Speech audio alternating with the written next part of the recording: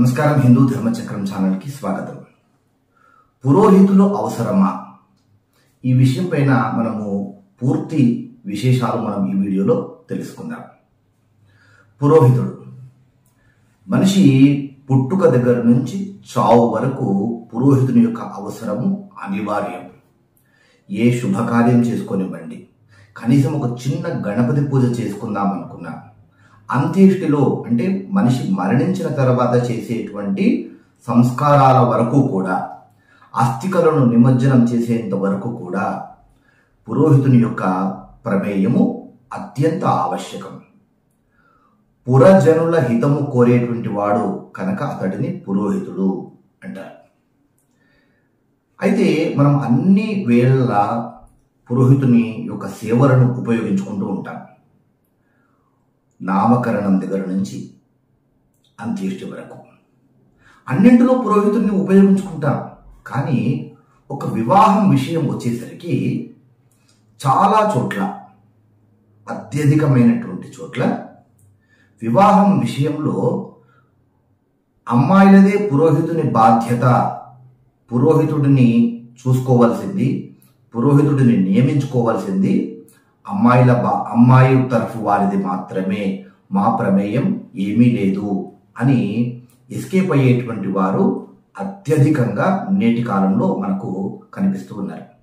మేము ఎన్నో వివాహ క్రతువులు చేస్తూ ఉంటాం. అమ్మాయి తరఫున వెళ్ళామనుకోండి, అబ్బాయి తరఫున పురోహితుడు ఉండడు.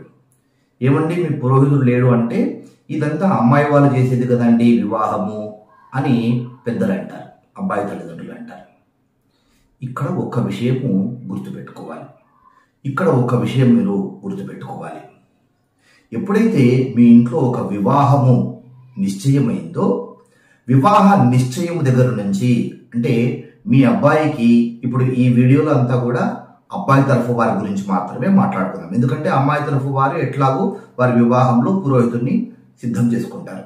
ఇక అబ్బాయిల విషయంలోకి వస్తే, అబ్బాయి తరఫు వారు మీ అబ్బాయికి వివాహం చేయడానికి సిద్ధమైన దగ్గర నుంచి మీ అబ్బాయి యొక్క జాతకాలు, వివాహ పొందల గురించి ఎవరినో ఒక పండితుడిని అడుగుతూ ఉంటారు కదా.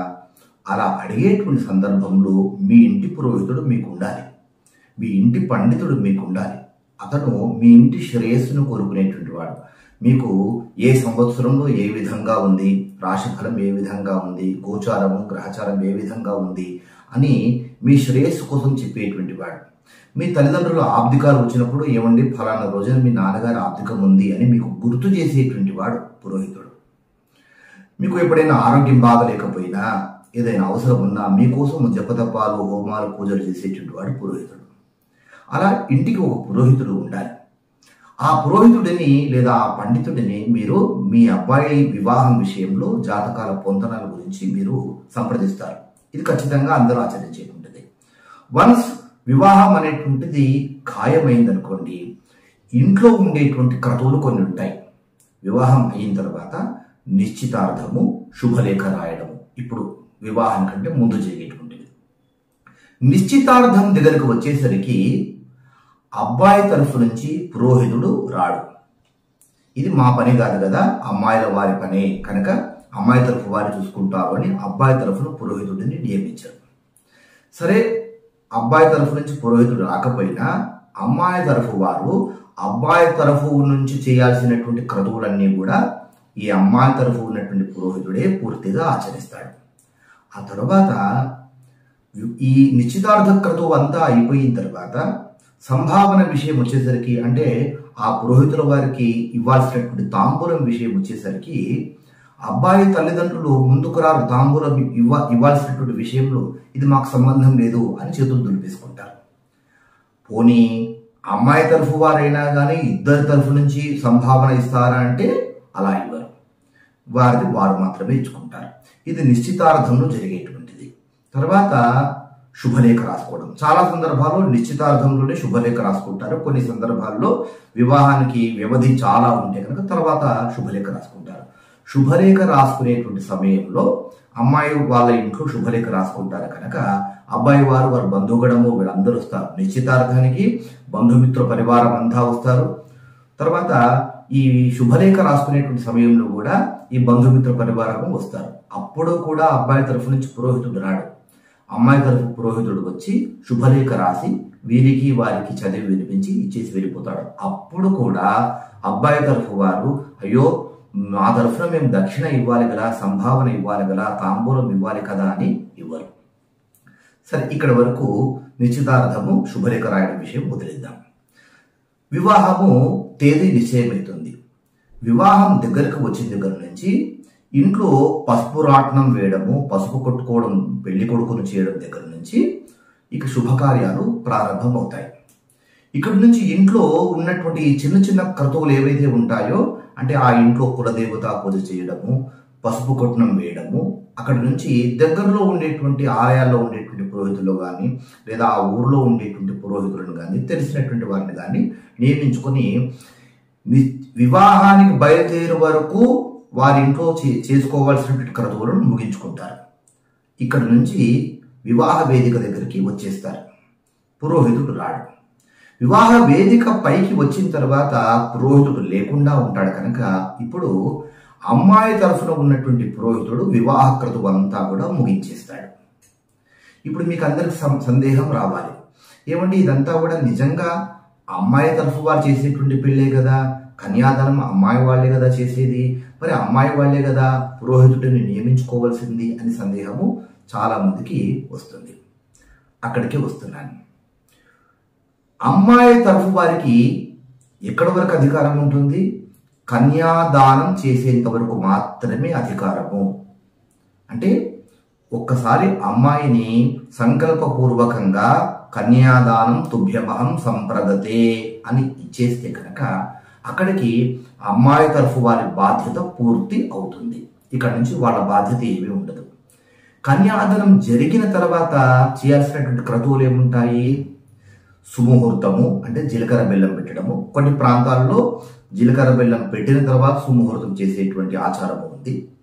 కన్యాదానం తర్వాత సుముహూర్తము, మాంగళ్య ధారణ, అక్షతారోపణము, బ్రహ్మగ్రంథి వేయడము, ఆశీర్వచనము, నాగవల్లి కార్యక్రమము, సప్తపది. కొంతమందిలో అగ్ని ప్రతిష్ఠ చేసి లాజా హోమాలు ఉంటాయి, అలా చేసుకునేటువంటి అవి. ఆ తరువాత సూర్య దర్శనము, తర్వాత అప్పగింతలు. ఇవి కన్యాదానం తర్వాత జరిగేటువంటి పనులు. కన్యాదానం జరిగిన తర్వాత అప్పగింతల వరకు మధ్యలో ఎన్ని కార్యక్రమాలు అయితే ఉన్నాయో అవన్నీ చేయాల్సినటువంటి బాధ్యత అబ్బాయి తరఫు వారిది మాత్రమే. కనుక ఇక్కడ అబ్బాయి తరఫు పురోహితుడు ఉండాలి. ఇప్పుడు అబ్బాయి తరఫు పురోహితుడు తీసుకురాదు కనుక వీళ్ళు అప్పుడు ఇవన్నీ అమ్మాయి తరఫు పురోహితుడు తన బాధ్యతగా తన పైన వేసుకొని చేస్తాడు. అలా చేసినందుకు ఆయనకు మన తరఫు నుంచి మనం ఇవ్వాల్సినటువంటి దక్షిణ తాంబూలములు మనము తప్పకుండా ఇవ్వాలి, మాకు సంబంధం లేదు అని చేతులు దులిపేసుకునేటువంటి వారు అధికం. అలా నిశ్చితార్థానికి వెళ్ళినా కానీ అబ్బాయి తరఫు పురోహితుడు ఖచ్చితంగా ఉండాలి. శుభలేఖ రాయడానికి వెళ్ళినా కానీ అబ్బాయి తరఫు పురోహితుడు ఖచ్చితంగా ఉండాలి. ఎందుకంటే మీ కుటుంబం గురించి, మీ కులగోత్రాల గురించి మీ ఇంటి పురోహితుడికే ఎక్కువగా తెలుస్తుంది. మీకు తెలియని విషయాలు కూడా, మీ పెద్దలకు తెలియనటువంటి విషయాలు కూడా మీ ఇంటి పురోహితుడికి తెలుస్తాయి.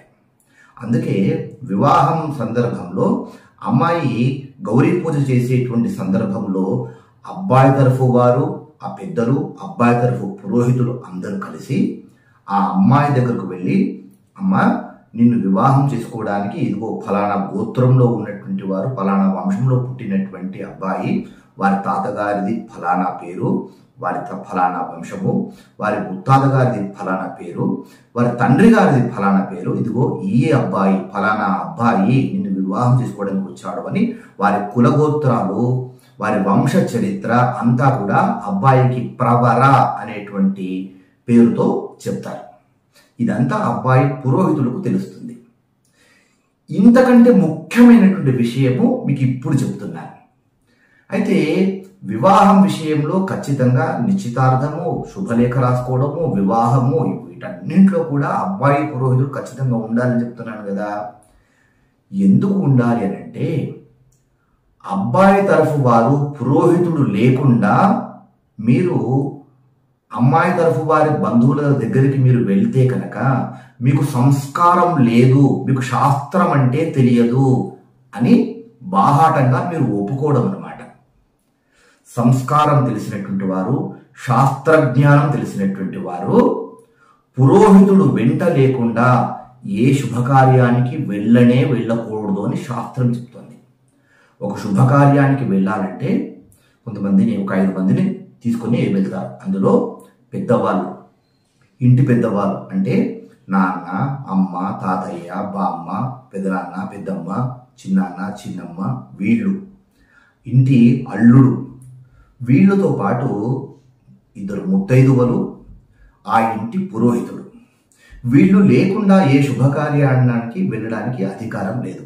అదేవిధంగా పురోహితుడు లేకుండా మీరు ఒక కాలు బయట పెట్టడానికి కానీ, పురోహితుడు లేకుండా మీరు శుభకార్యానికి, మీ ఇంటి శుభకార్యానికి, మీరు ఆచరించుకునేటువంటి శుభకార్యానికి మీ ఇంటి నుంచి, మీ తరఫు నుంచి పురోహితుడు లేకుండా మీరు వెళ్తున్నారు అంటే మీరు సంస్కారహీనులు అని, మీకు శాస్త్రం అంటే ఏమాత్రం తెలియదు, లేదా శాస్త్రం అంటే మాకు ఏమాత్రం గౌరవం లేదు అని ప్రజలకు చెప్పడం అన్నమాట.